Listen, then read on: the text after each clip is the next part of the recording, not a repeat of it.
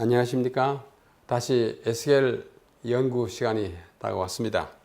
우리 다 함께 ABN 성경 특강 시작하기 전에 잠시 우리 머리 숙여 기도드리겠습니다. 하늘에 계신 우리 아버지, 무더운 여름철이지만 저희들을 잘 보호해 주셔서 감사하며 다시 에스겔서를 펴서 2500년 전에 말씀하신 주님의 말씀을 이 시대에 우리가 어떻게 이해하고 적응해야 할지 함께 공부하고자 하오니 주님께서 우리 마음을 펴서 잘 이해하도록 도와주시옵소서. 예수님의 이름으로 기도하옵나이다. 아멘. 에스겔 연구 오늘은 8번째 시간입니다. 우리 지난 7회에 걸쳐서 배경과 또 저자 또 여러 가지 영상 그리고 1장 이렇게 쭉 공부해 왔습니다. 오늘은 전체 그 강목 또는 개요 중에서 에스겔의 사명에 대한 예언들 1장, 2장, 3장 가운데 반역한 백성을 향한 사명, 에스겔에 주신 사명을 함께 공부하겠습니다. 2장 8절부터 3장 3절까지는 인자의 동기 유발 이렇게 표현할 수 있습니다. 다시 말해서 에스겔에게 사명을 부여하셨음에도 불구하고 하나님께서는 이 사명을 가서 수행해야 하는 에스겔의 입장에서 그것이 정말 가치 있는 일인지 얼마나 좋은 일인지를 먼저 체험하고 가도록 그렇게 계획하셨습니다.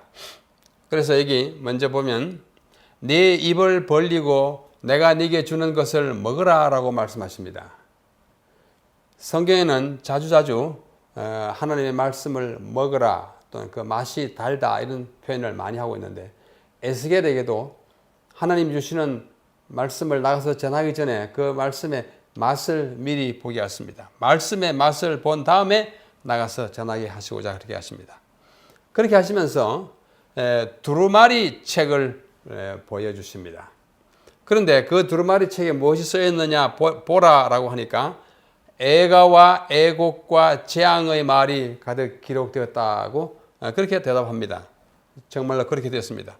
두루마리의 내용을 기술 또는 표현하기 위하여 3개의 단어를 사용하고 있습니다. 첫째는 애가입니다.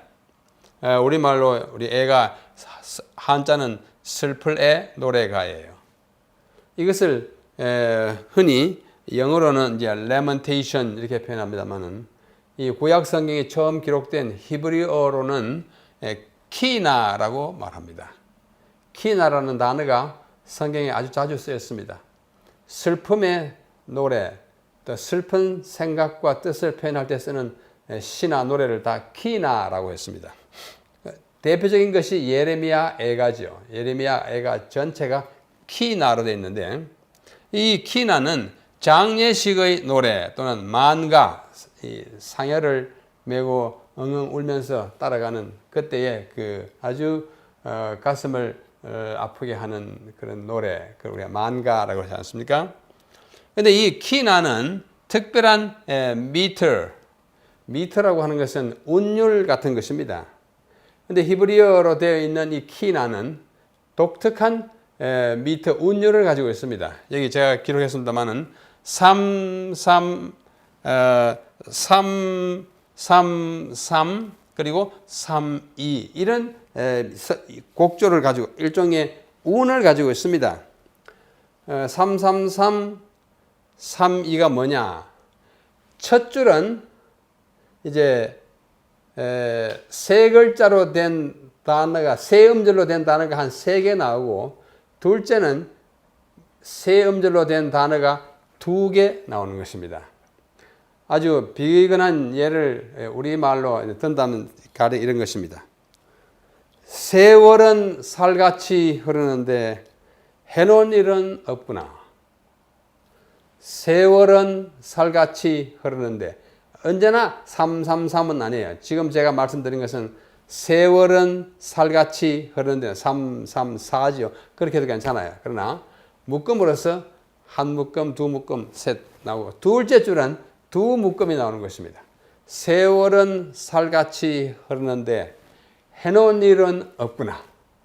뭔가 한 개 딱 더 나와야 딱 맞추는데 뭔가 가다가 멈춘 듯한 좀 허전함을 내포하고 있는 그런 운율을 키나 운율이라고 합니다. 성경에 그런 운율이 굉장히 많습니다. 슬픔을 표현할 때는 대체로 그렇게 합니다.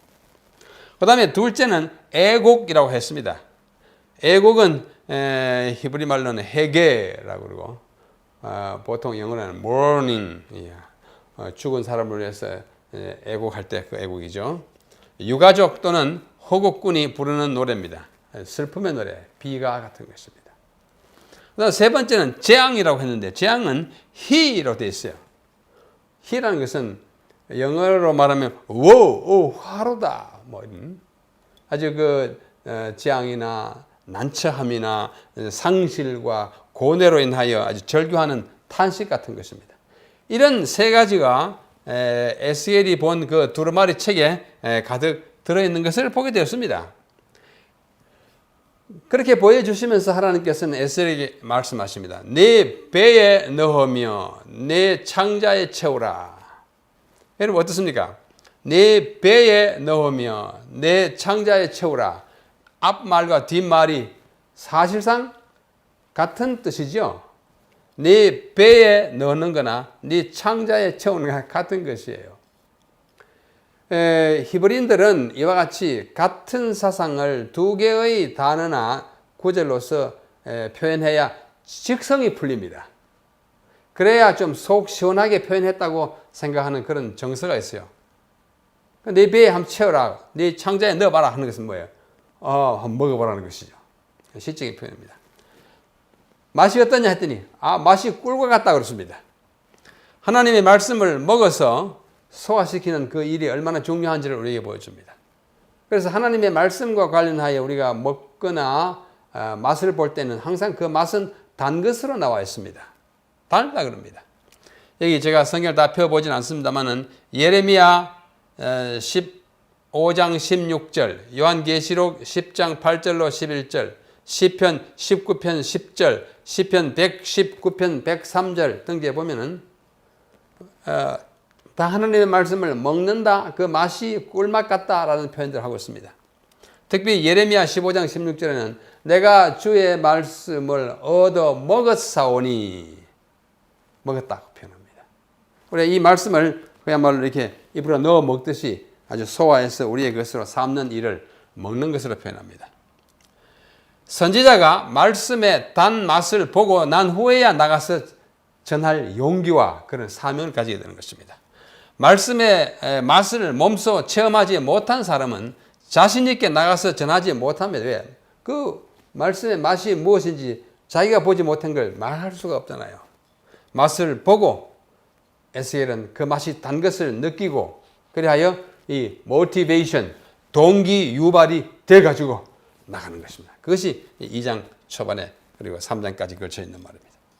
방금 본 바와 같이 네 배에 넣으며 네 창자에 채우라 라는 식의 비슷한 사상을 두 개 연거푸 말함으로써 그 뜻을 좀 더 풍성하게 하고 또 아주 더 시원하게 표현하게 하는 그런 어법 또는 문학 형식을 헨다야디스라 이렇게 표현합니다. 이 헨다야디스란 말은 영어입니다만은 헬라어에서 옵니다. 헨이라는 것은 하나예요. 영어로 하면 one, 그죠? 디아는 통하여라는 뜻입니다. 디스는 둘이라는 뜻입니다. 두오, 두스. 그러니까 둘을 통하여 하나를 나타낸다. 우리말로는 사전에 없는 말입니다만 학자들이 번역하기를 이어일상 두 개의 단어로 하나의 사상을 표현한다 이렇게 말합니다. 이게 설명했습니다만 두 개의 단어 또는 구절로서 하나의 사상을 강조하는 히브리식 어법을 헨다야디스, 영어로 읽으면 헨다야디스, 우리말로 이어일상 이렇게 표현합니다. 이것이 바로 그거예요. 네 배에 넣으며 네 창자에 채우라. 아주 비근한 예로 여기 이사야 1장 4절을 보면은 헨다야디스로 꽉 차 있습니다. 한번 보시겠습니다. 슬프다는 이제 그냥 혼자 나와 있고, 범죄한 나라요 허물진 백성이요. 범죄한 나라나 허물진 백성이나 같은 거예요. 근데 두 번 다른 단어를 써가지고 사상을 나타냅니다.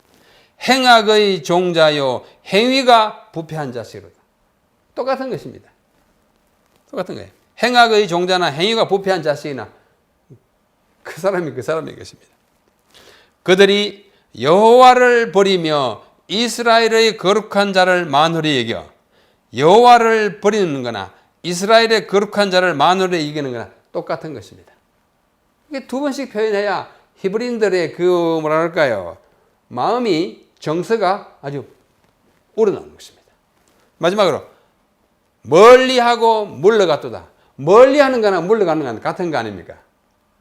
그래서 이사야 1장 4절은 이렇게 한 쌍, 두 쌍, 세 쌍, 네 쌍의 hen 다야디스로 차 있는데, 여러분 이 이사야 1장 4절은 하나의 예에 불과합니다. 이사야서에는 이와 같은 hen 다야디스 일상이 꽉 차 있습니다. 이것이 모두도 아니에요. 여러분의 컴퓨터에 잘 이렇게 읽혀질지 모르겠습니다만 2장 12절에 보면 다 이사야서에 있는 hen 다야디스입니다. 일상이에요. 2장 12절 교만자와 거만자, 그 사람입니다. 암혈과 토울 똑같은 굴이에요. 용사와 전사, 찔려와 형극 또는 찔레와 가시 같은 거예요. 잔혹히 분냄과 맹렬히 노함 똑같은 사상입니다. 가난한 자와 빈핍한 자, 머리털을 없이 하고 수염을 깎고, 그게 그거예요. 곡성과 슬피 부르짖음과 예표와 기적, 그 상고는 장사하는 분들을 말합니다. 상고들은 방백이요 무역자들은 세상에 존귀한 자. 상고나 무역자나 방백이나 존귀한 자나 같은 사람인 것입니다. 제가 다 읽지 않겠습니다. 쇠약하고 세잔하며 성실함과 진실하고 빈궁한 자의 발과 곰핍한 자의 걸음, 죽은 자들은 살아나고 시체들은 일어나고, 맨 마지막으로 65장에 해함도 없겠고 상함도 없으리라. 여러분 우리가 성경 읽을 때 그냥 그러려니 하나님의 말씀이니까 그냥 읽고 내려가면 이런 것을 발견하지 못합니다. 나 이것이 어떻게 표현했나 자세히 보면 똑같은 말을 왜 이렇게 많이 반복했나 이렇게 생각이 들 때가 있을 거예요. 왜 그러냐 하면 히브리인들의 공통적인 그 표현법이에요. 일단 이어일상이라고 하는 아주 자기도 모르게 그렇게 말하고야만은 그런 말하자면 민족성을 가지고 있어요. 민족적 정서를 가지고 있는 것입니다. 오케이, 그렇게 이해하시길 바랍니다. 그래서 이제 3장에 넘어가 보면은 4절로 14절을 보면은 하나님께서 선지자를 또 준비시키십니다. 또 한 번 더 다그쳐서 말씀합니다. 왜냐하면 너무나 중대하고 그 당시에 사람들로서는 받아들이기 좀 버거운 하나님의 기별을 전하기 때문에 이 에스겔에게 마음의 준비를 단단히 시키고 그 말씀을 또 먹게 함으로써 아주 실질적인 체험을 가지고 나가게 하기 위해서 다시 말합니다. 이 내용은 3장 4절로 11절의 내용은 앞서 본 2장 3절로 7절의 기별을 다시 반복한 것입니다.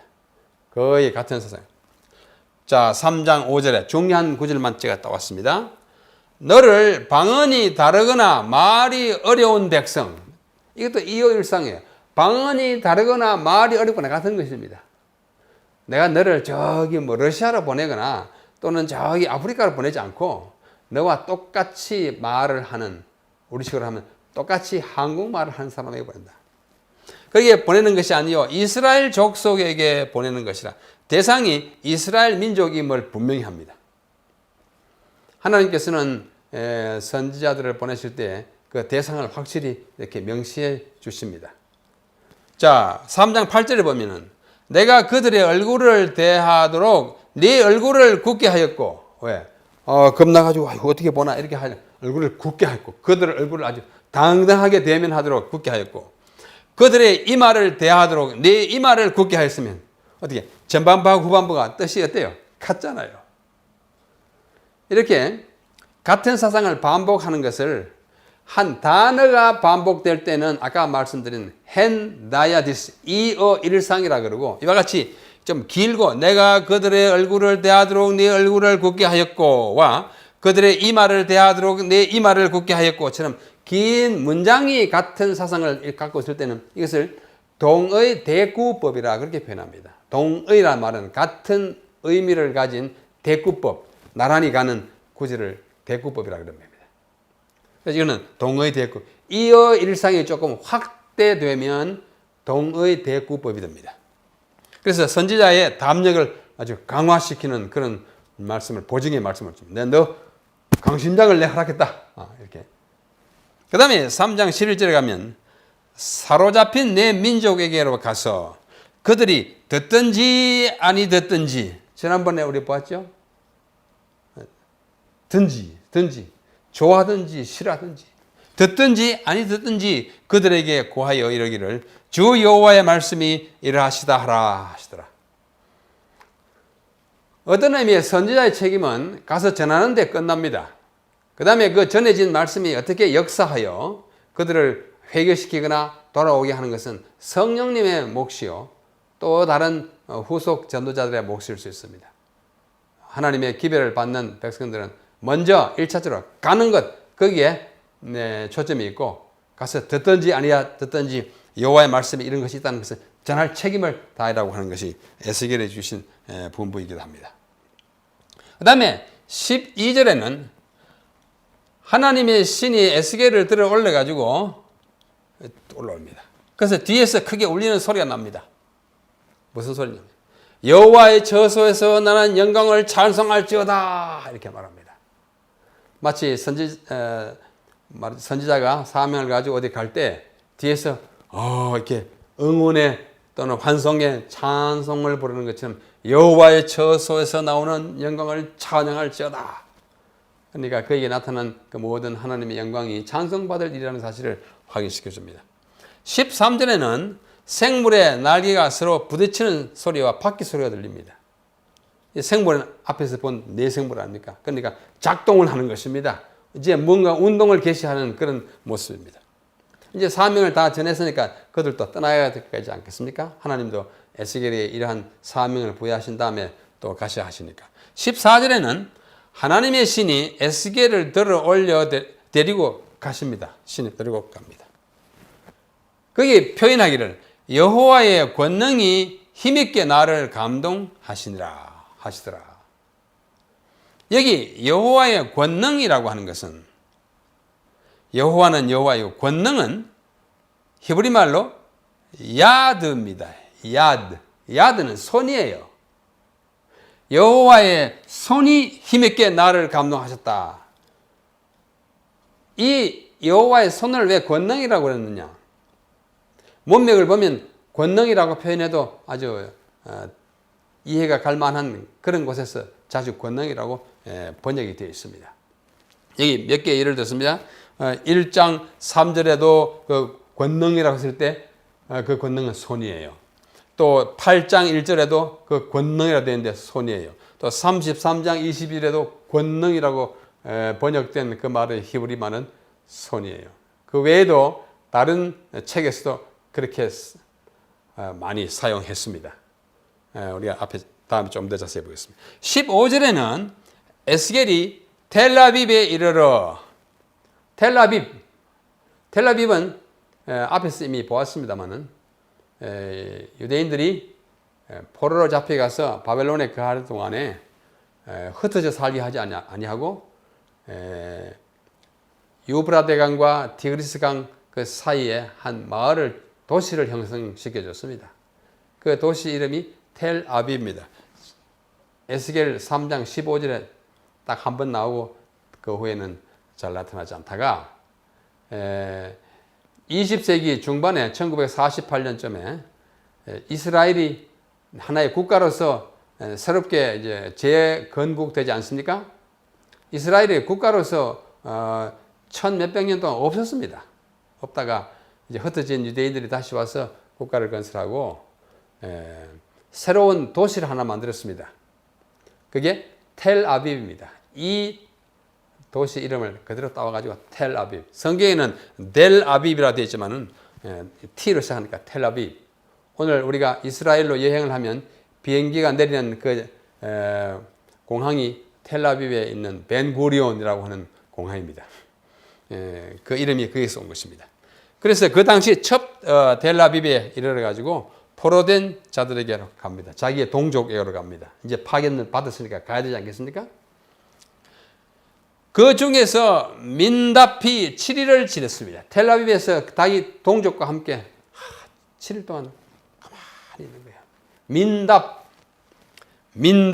이 민자가 민망할 민자입니다. 답은 답답할 답자입니다. 한자예요.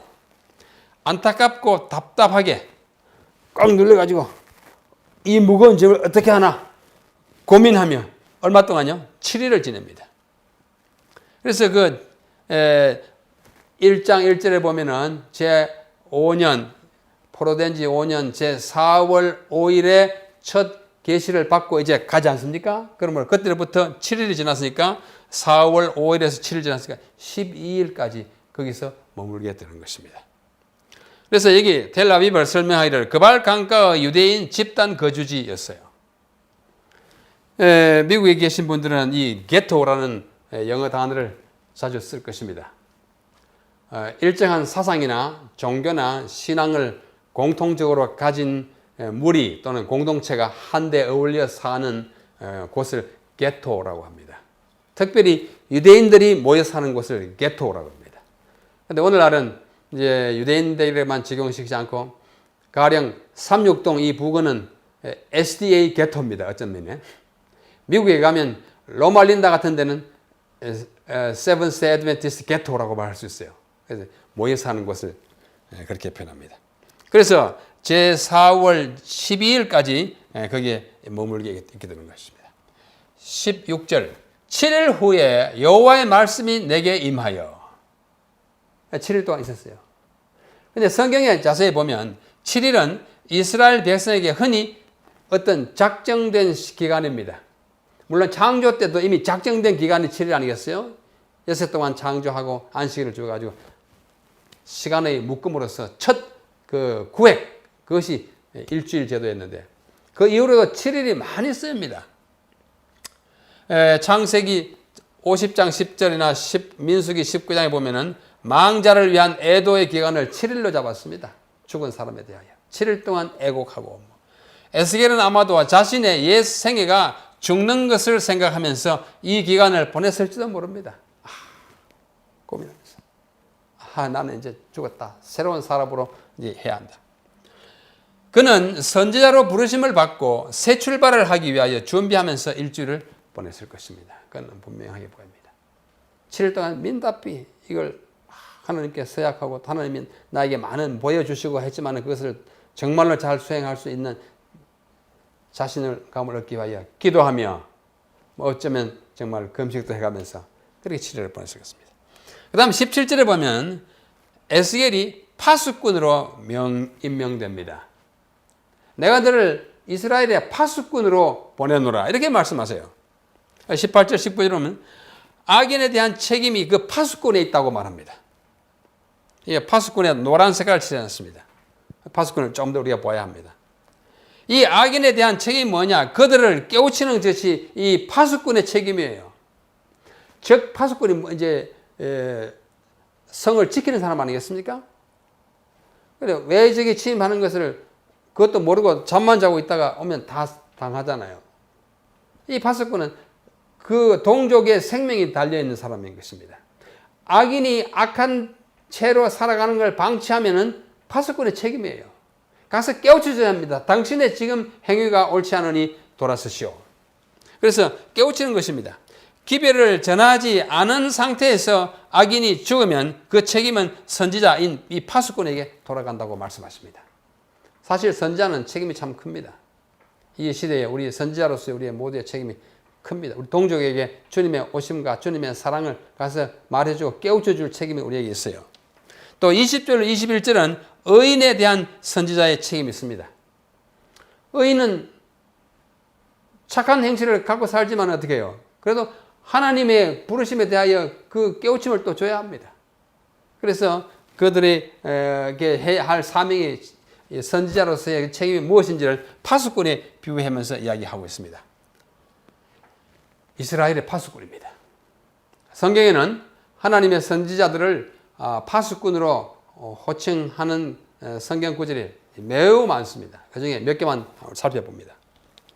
에스겔 3장 17절에 방금 있는 그 말씀입니다. 인자야, 내가 너를 이스라엘 족속의 파수꾼으로 세웠으니 너는 내 입의 말을 듣고 나를 대신하여 그들을 뭐예요? 깨우치라. 글로 적어가지고 이렇게 해가지고 자 보시오, 편지 배달부처럼 해도 그래도 사명을 어느 정도 완수했다고 할 수 있겠죠. 그러나 완수는 아닐 거예요. 가서 깨우치려면 읽어줘야 합니다. 귀에 쏙 들어도록 말해줘야 합니다. 그야말로 감동적으로 갖다 베풀어줘야 합니다. 이게 오늘날의 선지자인 우리의 책임이요. 특별히 목사들의 책임입니다. 그야말로 그 말씀의 엄중함과 그 말씀이 얼마나 가치 있는 것이고 그 말씀이 정말로 우리에게 얼마나 단 것인지를 체험했으므로 가서 말해주는 책임이 이 파수꾼이 깨우치게 하기 위해서 그런 필요가 있는 것입니다. 그럼 이 파수꾼이 뭔가? 다른 말로 하면 청직입니다. 청직이 지키는 자예요. 그죠? 물건을 지키고 집안을 잘 지키고 해를 당하지 않도록. 또 야경꾼입니다. 밤에 누가 와서 해치지 못하라고 밤마다 이렇게 순찰하는 사람들. 우리 대학은 이제 땅 부지가 이렇게 있기 때문에 야경꾼이 매일 밤에 근무합니다. 한 2시간 만에 한 번씩 이렇게 가면서 체크하고 이렇게 돌아옵니다. 그렇게 만약 아무것도 하지 않는 줄을 바깥에서 알면은 이 동네는 아무리 들침해도 별 어려움 없겠다라고 이해한다면은 우리가 우리의 재산과 우리의 생명을 보호하기 참 힘들 것입니다. 야경, 밤에 지키는 사람이에요. 다시 말해서 불침번입니다. 낮에는 딱 보기 때문에 그렇게 원수나 또는 적군이 침입할 용기를 안 내겠지만 밤에는 야음을 틈타가지고 들어오기 때문에 이 불침번, 우리 군에 다녀온 분들은 불침번 다 써보셨잖아요. 제일 불침번 서기 어려운 시간이 언제예요? 새벽 한 3시나 4시부터 6시까지. 정말 견디기 힘듭니다. 그러나 그분들이 고통을 당하지만은 다른 분들은 편히 잘 수 있는 그 책임을 이렇게 파수꾼이 지는 것입니다. 성경에 이렇게 말씀하십니다. 파수꾼이 아침을 기다림보다 내 영혼이 주를 더 기다리나니 참으로 파수꾼의 아침을 기다림보다 더하도다. 이 파수꾼이 아침을 기다리는 것은 정말 간절한 것입니다. 밤에 오랫동안 근무했기 때문에 이 근무에서 빨리 물러나서 좀 세수도 하고 아침 정말 운동도 하고 이렇게 또 잠도 자고 그 기다리는 것이 간절하기 때문에 내 영혼이 주를 기다리는 것을 거기다 비유하겠는데 여기 이사야 62장에 보면요 아주 특별한 말씀이 있어요. 하나님께서 참 이렇게 말씀하십니다. 예루살렘이여 내가 너의 성벽 위에 파수꾼을 세우고 그들로 종일 종야에 잠잠치 않게 하였느니라. 너의 성벽 위에 파수꾼을 세우고 그만큼 하나님께서는 예루살렘을 잘 보호해 주셨다는 것이에요. 너희 여호와로 기억하시게 하는 자들아. 파수꾼의 역할을 여호와로 하여금 기억하게 하는 사람들이라 이렇게 표현했어요.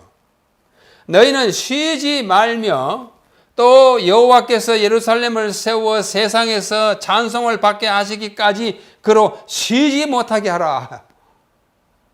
하나님은 좀 쉬지 못하게 막 전라대라 그거예요. 굉장히 적극적이지 않습니까? 나로 쉬지 못하게 좀 해봐라. 너희들 다 잠자고 있으니까 하나님이 나 심심하다. 그렇게 이해해도 될 만큼. 우리가 하나님께 구하지 아니하고 하나님께 가까이 가지 아니하면 하나님이 너무 우리로부터 멀리 계시고 아무 우리와 상관없이 계시는 것은 하나님 뜻이 아닙니다. 파수꾼은 종일 종야,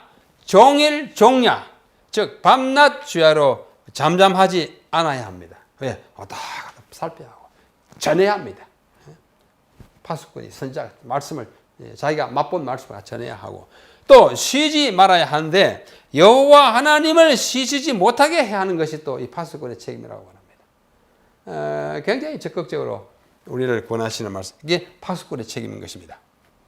그래서 여기 인자야 내가 너를 이스라엘 족속의 파수꾼으로 세웠으니 너는 내 입의 말을 듣고 나를 대신하여 그들을 깨우치라. 특별히 우리 제7일 안식일 예수 재림교인들은 이 세상이 잘 알지 못하는 어느 특별히 중요한 부분을 먼저 깨달은 사람들입니다. 우리 안식일에 대한 기별이죠. 또 재림에 대한 또 확실성과 임박성을 우리 이름에 가지고 있습니다. 제7일 안식일 예수 재림교. 이것을 미리 깨달은 우리는 그것을 전해야 할 엄숙한 책임을 지닌 파수꾼들일 것입니다. 그러므로 우리는 그들을 깨우치라고 하는 이 말씀을 분부받은 파수꾼이라는 사실을 우리는 기억해야겠습니다. 우리 에스겔이 이와 같이 파수꾼으로 사는 동안에 아주 적극적으로 일했음에 틀림이 없습니다. 예레미야 31장 1절에는 이 파수꾼의 외침에 대하여 이렇게 말씀하십니다. 에브라임 산 위에서 파수꾼이 외치는 날이 이를 것이라. 이르기를 너희는 일어나라. 우리가 시온에 올라가서 우리 하나님 여호와께로 나아가자 하리라. 우리가 이와 같은 심정으로 우리 메시아할 때인 거라고 생각합니다. 여기 나팔을 부는 파수꾼의 모습입니다. 나팔을 쭉 불죠. 아주 이 나팔을 신호에 맞춰가지고 사람들이 깨고 또 이 나팔을 민수기 10장에 나타나 있습니다만 한 번 불 때와 두 사람이 불 때 또는 그냥 밋밋하게 불 때와 울려 불 때 이렇게 해서 그 신호의 의미를 다르게 하고 있습니다만 오늘 우리는 정말 나팔을 불어야 할 때입니다. 왜냐하면 주님의 오심이 너무나 가까운 시대에 살고 있기 때문입니다. 이 파수꾼의 사자후, 사자가 어릉 하는 그 울부짖음을 사자후라고 하지 않습니까? 파수꾼이 사자같이 부르짖기를 주여 내가 낮에 늘 망대에 섰었고 밤이 맞도록 파수하는 곳에 있었더니 마병대가 쌍쌍이 오나이다. 그가 대답하여 가라사대 함락되었도다 함락되었도다 바벨론이여 그 신들의 조각한 형상이 다 부서져 땅에 떨어졌도다. 이 소식을 온 백성에 전해야 합니다. 이건 아주 기쁜 소식이에요. 우리가 누가 오는 것을 사자가 보고 있지 않습니까? 마병대가 오는 것도 보고 하는데 그것이 이제는 바빌론이 무너졌다는 이 기쁜 낭보를 전하는데도 파수꾼은 앞장서서 전해야 하는 것입니다. 자, 그런데 이 이사야 시대에 보면은 정말 안타까운 파수꾼이 있습니다. 한번 보십시오. 들의 짐승들아, 삼림 중의 짐승들아, 우리 이어일상이에요. 그렇죠? 다 와서 삼키라.